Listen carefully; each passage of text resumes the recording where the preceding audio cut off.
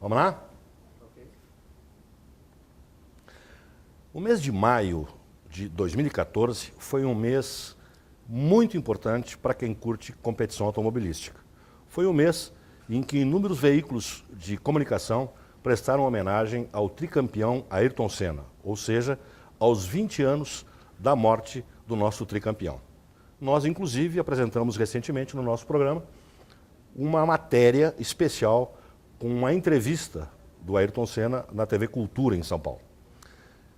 Aproveitamos hoje que nós estamos em São Paulo, no lançamento do Audi Sedan A3, e, para quem não lembra, foi o Ayrton Senna que foi o primeiro importador da marca para o Brasil, com a Senna Import, e vamos conversar com um homem que é o assessor de imprensa da Audi Brasil ainda, mas que foi assessor de imprensa do piloto Ayrton Senna. Está conosco aqui nosso colega jornalista, nosso amigo pessoal, o Charles Marzanasco, e é com ele que nós vamos conversar um pouquinho mais sobre a história da vida deste tricampeão que tanta falta faz hoje para o automobilismo brasileiro e mundial. Prazer em tê-lo com a gente, Charlinho. Prazer é todo meu, Ferlauto. Primeira pergunta que eu queria te fazer é o seguinte, Charlinho. Como é que começou a tua relação profissional como assessor de imprensa do Ayrton Senna? Faz um tempinho. Bastante, né? Bastante. Bom, o Ayrton, eu acompanhei o Ayrton quando ele corria de kart. Eu conheci o Ayrton, na realidade, quando ele tinha 13 para 14 anos e começou a correr de kart. E eu acompanhei, a gente tinha um caderno de kart no jornal que eu trabalhava na época, na Gazeta Esportiva. E dali para frente eu conheci o Ayrton. Mas o trabalho profissional mesmo veio em 87, na realidade quando a gente começou a fazer uma assessoria de imprensa para a gente fazer assessoria da Camel, né? Sim. E a Lotus passou a ser patrocinada pela Camel, aquela Lotus amarela. A partir dali a gente começou a fazer um trabalho de divulgação para a Lotus. Em seguida, o empresário dele, o Armando Botelho, na época, contratou o nosso escritório de assessoria de imprensa, a 4 Assessoria, para fazer assessoria direta do próprio piloto do Ayrton Senna. Você teve a oportunidade, Stein, de conviver não só profissionalmente, mas até de forma íntima no seio familiar do Ayrton Senna. Existem comentários, especulações, de que o Ayrton Senna era um homem muito tímido, muito introspectivo. Isso era verdade? De fato, ele quando era garoto era bem tímido. Eu lembro que a gente ia na casa do Maurício Sala, o Salinha, que correu Sim. também no automobilismo, e o Ayrton, como eu, como várias pessoas ligadas ao automobilismo, amigo do Sala, era fim de semana, todo mundo estava na casa dele, e o Ayrton ia para lá, e naquela época eu tinha uns 19 anos, ele tinha uns 14, era aquele garoto tímido, ficava meio que afastado da turma, e quando a gente saía, às vezes a gente até deixava ele meio de lado, porque era aquele garoto, de uma certa forma tímido. É claro que o Ayrton, a pessoa não muda tanto assim, né? Mas é claro que quando ele passou a ser um piloto mais conhecido, começou a comandar muito o automobilismo brasileiro com o nome, é claro que ele foi mudando aos poucos, mas sempre foi uma pessoa muito agradável e que todo mundo, os próprios jornalistas, acho que a maioria das pessoas gostavam muito. Nós sabemos, por exemplo, que o Ayrton Senna tinha um senso familiar muito acentuado. Me recordo, inclusive, de uma oportunidade em que nós, por teu intermédio, estivemos no box com ele, eu e o meu filho, inclusive, numa prova em Interlagos, em que ele teve uma vitória e que depois ele gritava, pai, vem cá, pai, vem cá. Qual era o significado do pai do Ayrton Senna, o seu Milton, para o piloto tricampeão mundial? Bom, eu costumo dizer que o seu Milton, claro, eu tive a maior intimidade assim, com o seu Milton no trabalho que a gente teve, né, profissional. O seu Milton sempre foi uma pessoa muito marcante na vida do Ayrton. É claro que essa mesma intimidade eu não tive com a mãe e com a irmã, mas no caso aí o seu Milton, eu acho que tudo que o Ayrton deve hoje, assim, pelo caráter, por tudo que ele foi muito ligado ao seu Milton, porque o seu Milton foi sempre assim uma pessoa muito marcante, inclusive na minha vida pessoal também. Quando eu queria tinha uma espécie de um conselho, alguma coisa que acontecia comigo na minha vida particular, eu falava com o seu Milton.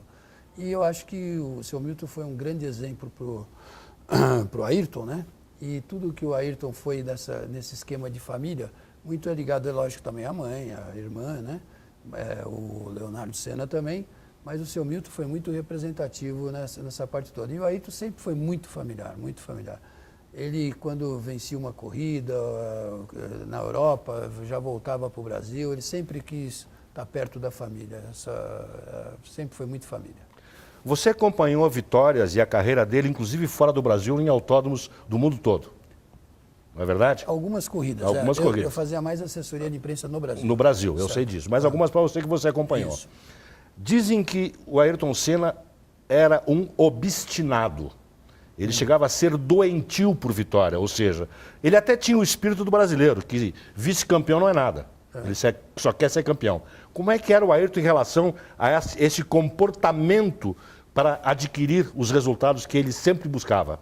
O Ayrton sempre correu atrás da vitória. Realmente você falou tudo. O segundo lugar para ele, não é que não era importante, lógico que era importante, mas se ele pudesse, ele queria ganhar. Tanto nas corridas da Europa, no Brasil, sempre foi obstinado a vencer. E até quando todo mundo fala que o Ayrton Senna era espetacular na chuva, e que realmente ele foi quando ele andava em piso molhado, até nisso, por exemplo, quando normalmente um piloto que vai para o automobilismo, ele tem aquela coisa de não treinar muito na chuva para não correr risco.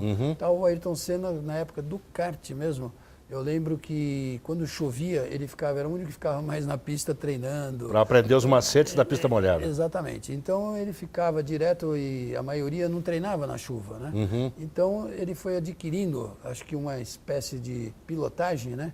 Que ninguém mais conseguiu fazer. Acho que até hoje nenhum outro piloto consegue andar tão bem na chuva. Quem chegou um pouquinho próximo dele na chuva foi o Rubinho Barrichello, né? Um pouquinho. O Barrichello numa corrida, quando aí estava em Donington Park, realmente fez uma brilhante corrida na chuva, né? O Barrichello, sem dúvida, também anda bem na chuva. Continuando ainda no mesmo raciocínio, Charlinho, o seguinte, a gente sabia, até pelas entrevistas coletivas, que o Ayrton Senna, mesmo vencendo, e vencendo com uma boa distância do segundo colocado, ele chegava no box e dizia que não tinha sido fácil, que tinha enfrentado problemas. Isso era uma condição dele para forçar a equipe a se dedicar mais, entende? Ou para assustar os adversários? Não. Na realidade, eu nunca esqueço numa coletiva de imprensa que ele deu, foi no Autódromo de Interlagos, quando ele ganhou uma corrida, né? E foi a primeira vitória dele no GP Brasil.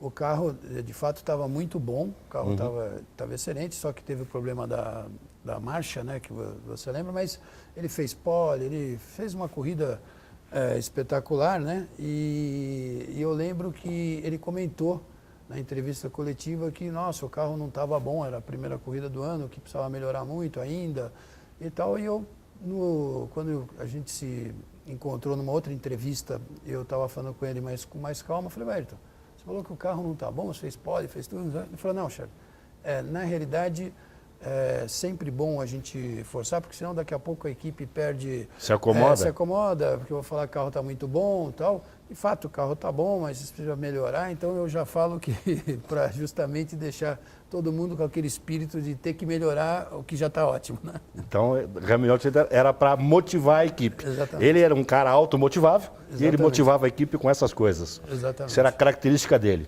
Sem então, dúvida. a obstinação era verdade. O Ayrton sempre assim foi... eu vou te contar uma passagem.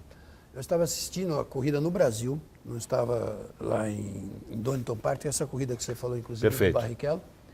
E eu estava aqui no Brasil assistindo a corrida, lá pelas tantas... o Ayrton foi de chuva, né? Sim. Aquela que ele fez aquela volta Exatamente. Ele saiu de que ele passou... quarto lugar, se não me falha a memória. Quarto ele caiu para quinto e de quinto ele foi para primeiro. Foi para primeiro em menos de uma volta. Mesmo, na última curva, no hairpin, lá ele passou o Prost. Então, ele fez aquela corrida na chuva, foi espetacular e tal, né?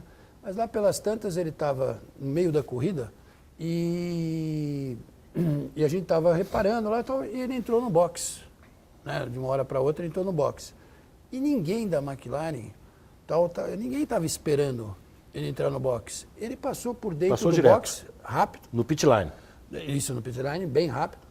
E a equipe toda ficou assim, E aquilo ficou... Eu também tomei um susto na época. Falei, nossa, o que ele foi fazendo no boxe, né? E não voltou mais pro boxe. Mas na volta seguinte, né, vem lá a melhor volta. Foi a volta que ele entrou no boxe. Ele fez a melhor volta na volta que ele entrou no boxe.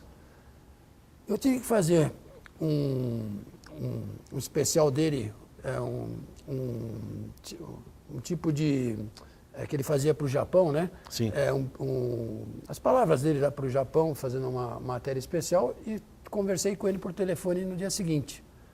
Eu, como vi aquilo, melhor volta, eu cheguei para ele, quando terminou, que eu estava falando com ele, eu perguntei para ele, mas Ayrton, você fez a melhor volta, a volta que você entrou no boxe, eu estou certo, eu vi certo na televisão, porque eu levei um susto nessa claro. hora. Ele falou, Charles, eu fiz mesmo, mas fica quieto com isso aí. Por que ele foi para o boxe? Porque, na realidade, naquela corrida ele largou em quarto, né? Sim. Ele não tinha o melhor tempo. E ele deduziu que se ele entrasse pelo boxe, ele poderia ser mais rápido do que pelo caminho normal, fazer a reta dos boxes. Sim, sim. Ele veio porque a entrada lá não tinha hairpin, era tudo rapidinho. Então, ele foi pelo boxe. E naquela época, Charles, desculpa te interromper, parece que tu não tinha limite de velocidade no boxe, né? Não existia limite Não existia de velocidade. limite. Exatamente. E ele subiu na torre para conversar com o diretor de prova. Se ele passasse pelo boxe, todas as voltas valeria como volta completa. Volta completa. E os diretores confirmaram. Só que ele ficou quieto para todo mundo, não falou mais com ninguém, e fez pelo boxe. E aí ele descobriu que pelo boxe realmente ia ser muito melhor. Ele ia arriscar no seco, porque o Prost tinha 2 segundos de vantagem numa pista seca para ele. Então ele ia arriscar pelo boxe. Aí ele descobriu, e quando comentei com ele, ele falou para mim, não fala isso para ninguém, não coloca isso em matéria nenhuma, que quando tiver outra corrida em Donington, eu vou usar o boxe. Entendeu? E por causa dessa maneira que ele usou o boxe, dali para frente a Fórmula 1 começou a cortar. Começou a cortar e criou a velocidade máxima permitida em boxe. Senão ia virar corrida naquela situação. Nós vamos abusar do nosso amigo Charles Marzanasco, vamos fazer um breve intervalo comercial e vamos retornar para fazer mais um bloco com ele, que eu ainda tenho algumas perguntinhas interessantes sobre a vida do nosso tricampeão Ayrton Senna da Silva. Já voltamos.